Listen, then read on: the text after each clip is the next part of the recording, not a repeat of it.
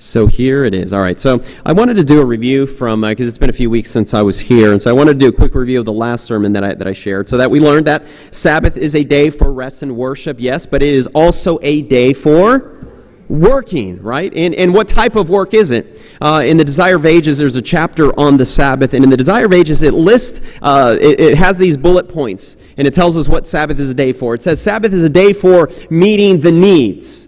Meeting those who have needs and meeting their needs, helping those who are suffering on the Sabbath. The Sabbath is a day for feeding those who are hungry.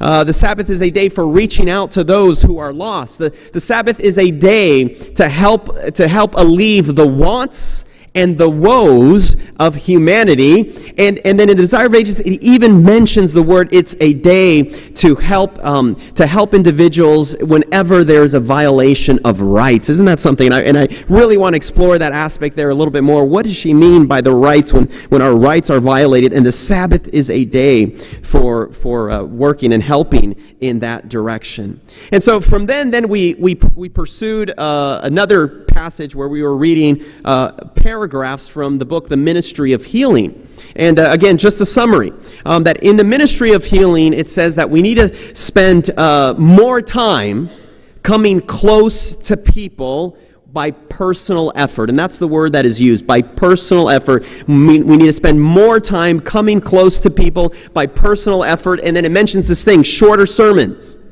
Shorter sermons, less time sermonizing. I know it's used in a different way, not necessarily shorter sermons, but less time sermonizing. So time my sermon today. It has to be 20 minutes or less.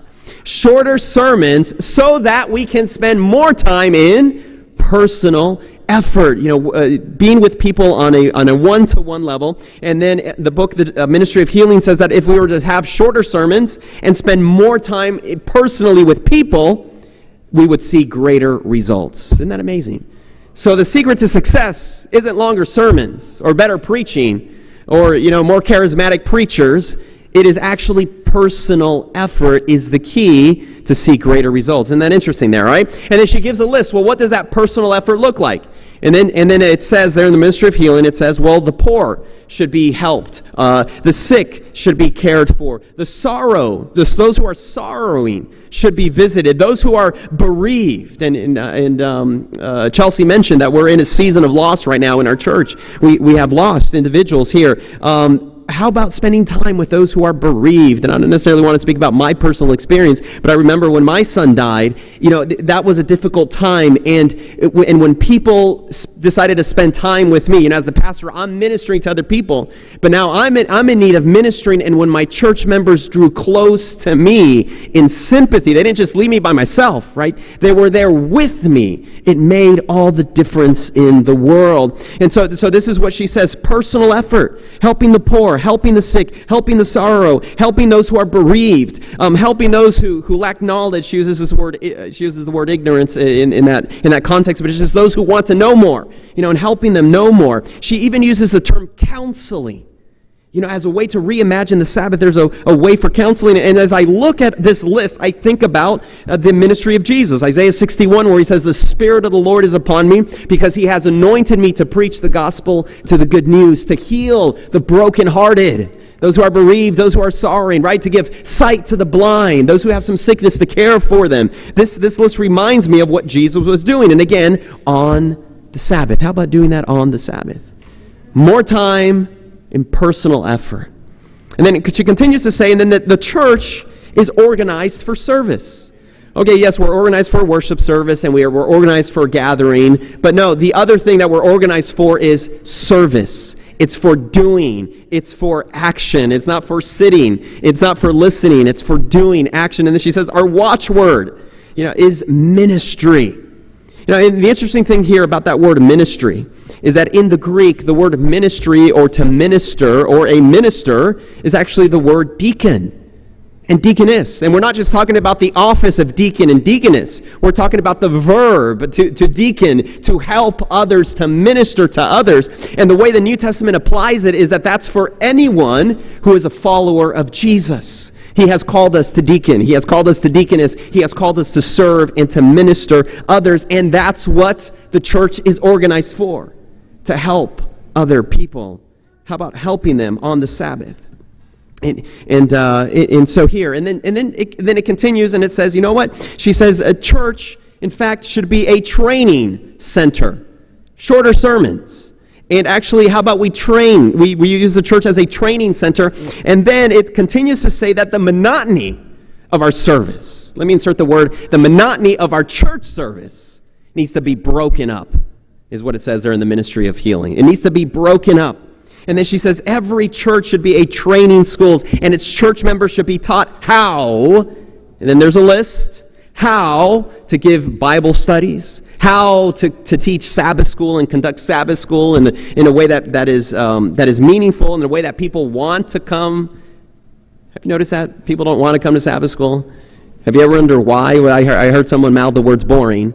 Okay. Maybe we need to learn how to be a little bit more engaging with our Sabbath school, right? Our adult Sabbath school, our children's Sabbath school. We need to be taught how to conduct and teach Sabbath school class. And then it continues again, the same list we just saw before.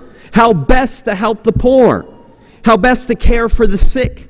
How best to work for the unconverted. Schools of health and cooking schools and classes and various lines of help. And so this is just a review from that sermon. And so when I read this, and this is what church should look like, organized for service, ministering to other people, shorter sermons, more time, in personal effort. What would that look like here for us in Newport Richey if we decided to break up the monotony of our gatherings and try to apply some of this? What would that even look like?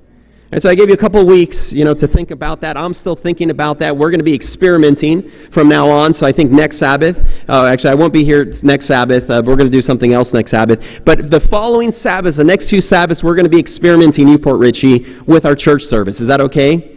And we're going to be experimenting with trying to see if we can align our church and our church service with what we've read here in the book Ministry of Healing. Is that okay? Do I have your permission? Are you guys going to get upset? Am I going to get phone calls during the week? Are you going to be cooperative? Are we going to try to give it a shot? Hey, if it doesn't work, it won't work, all right? And that's fine. If it crashes and burns, it'll crash and burn, and we'll go back to what we've been doing always, right? But let's at least give it a try. Is that okay?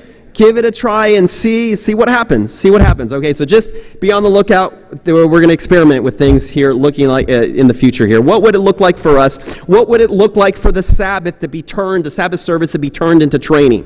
What would it look like for us to do these things that she's calling us to do in personal effort? What would it look like? Now, it doesn't mean that we're going to do this every Sabbath, right? Because Sabbath is also for rest and worship. And I don't know how many of you are exhausted on Sabbath, but I'm exhausted on Sabbath sometimes. And if you are, it doesn't mean that we have to do it every Sabbath. And it doesn't mean that everyone has to do it either. But what if we did decide to figure out some way to organize ourselves in a consistent, sustainable approach that we could go out and do some of these things? What would that look like? And so a few weeks ago, it was a blessing, Mark and Amanda with our youth. We went out and we started visiting our shut-ins on the Sabbath, and that happened during the worship service, and we had someone else that came here and preached. And let me tell you, that was one of the most blessed Sabbaths that I have experienced up to this day in Newport Richey. Can I get a witness on that? Anybody else? It was just fantastic, And we were visiting our shut-ins. We were visiting those who are lonely, right? Which is the list. Those who are lonely, those who are shut in by themselves, and we're letting them know we're here for you. We spent a little time talking with them and praying with them, and it was a blessed Sabbath. And so we've done it in the past, and I think we can organize ourselves to do it again in the future. How are we doing? I think I'm almost done with time. Okay, 20 minutes. All right. I'm going to finish it with this. Here. And we're going to have some reading here.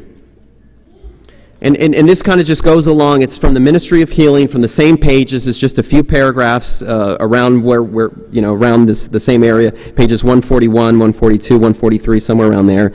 It says, in almost every community, there are large numbers who do not listen to the preaching of God's Word or attend any religious service. Did you catch that?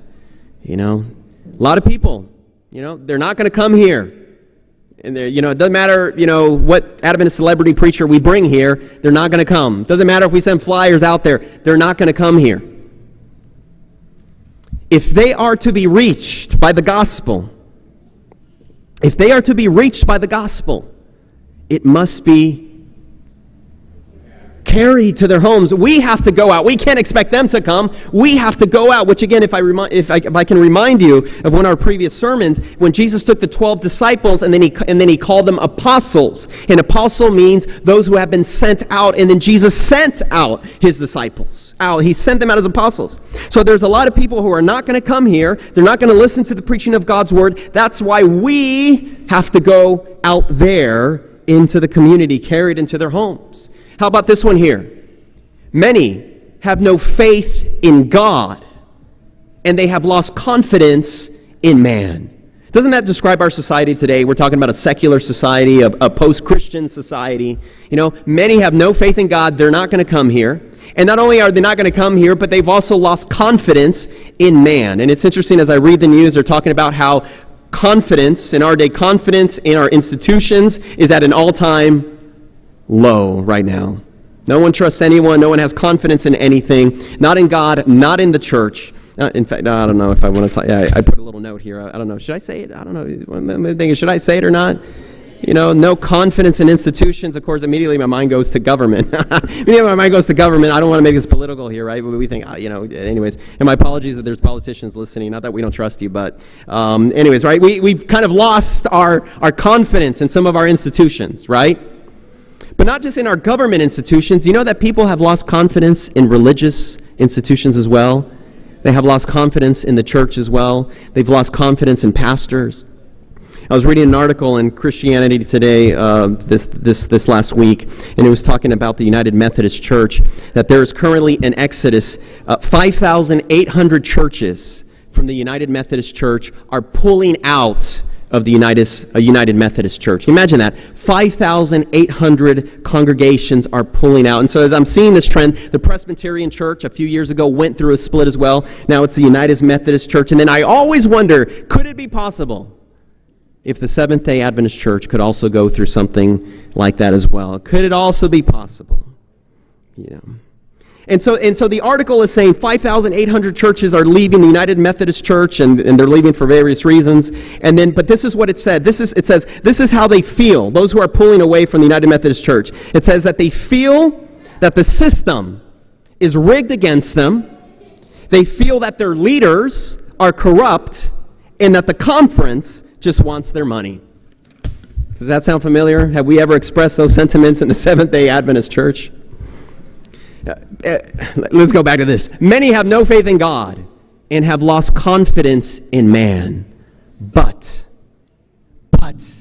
they appreciate acts of sympathy and helpfulness. And so they may not come to our church, they may not come to anything, but they recognize and they appreciate acts of sympathy and helpfulness. And as they see Christians visit the lonely, as they see Christians ministering to the sick, as they see Christians feeding the hungry, as they see Christians clothing the naked, as they see Christians comforting the sad. And stop before I continue on this, because this reminds me of Matthew 25, where Jesus says, "For I was hungry, and you fed me. I was thirsty, and you gave me drink. I was a stranger.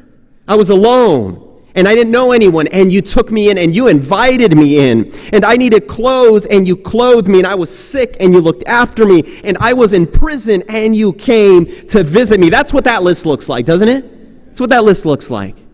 People won't come here. They don't trust God. They don't trust the institutions. They don't have faith in God. But as they see Christians serving, visiting the lonely, ministering to the sick, feeding the hungry, clothing the naked, comforting the sad, making a real difference in their community. As they see this, their hearts are touched, gratitude springs up, faith is kindled, and then they are prepared to listen, to hear God's word. Isn't that powerful? Newport Richie. And then we're going to end it with this one here. Accompanied by the power of persuasion, accompanied by the power of prayer, accompanied by the power of the love of God, this work cannot be without fruit. So that's why I say let's give it a try. Right, Newport Richie? Let's give it a try. Let's shake things up. We're going to start making changes little by little, but let's see if we can't align our church with this vision, which is really in line with Jesus' ministry here on this earth.